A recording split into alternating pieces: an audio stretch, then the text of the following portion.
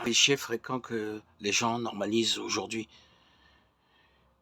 et que beaucoup de personnes croient aux signes.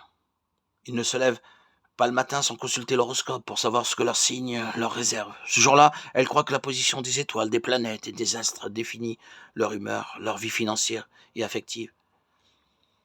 Si tu lis l'horoscope du jour, tu trouveras des messages du genre: fais attention aux nouvelles amitiés qui peuvent surgir, prépare-toi à une promotion dans ton entreprise. Quelqu'un de très spécial va croiser ton chemin. Ta couleur de chance aujourd'hui est l'orange et ton numéro est 75. Autant d'exemples absurdes qui sont auxquels les gens y donnent du crédit. De plus en plus, nous voyons des chrétiens s'impliquer dans ce genre de choses. Il n'est pas difficile de trouver des personnes se disant évangéliques, mettant leurs signes de zodiaque A et B dans leur profil Instagram, Facebook. Et cela, mes frères,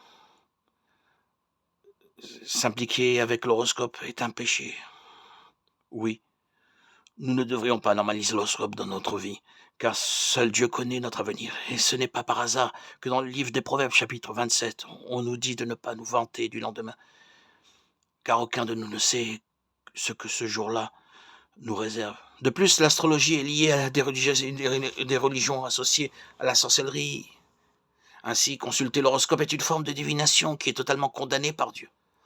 Regardez ce qui est écrit dans Deutéronome chapitre 18.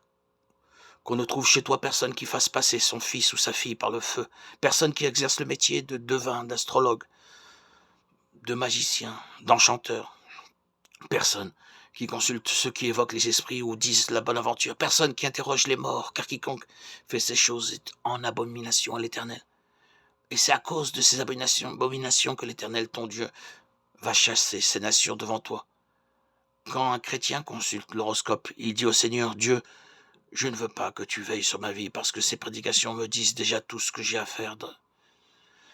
Dans Ésaïe chapitre 47, verset 13, il est dit que les astrologues qui consultent les étoiles et font des prédictions, mois après mois, ne pourront pas être sauvés car ils font confiance à un faux Dieu. Et c'est précisément ce qui est arrivé au roi Saül. La Bible dit qu'il a désobéi au commandement du Seigneur en consultant un médium et finit par perdre son règne.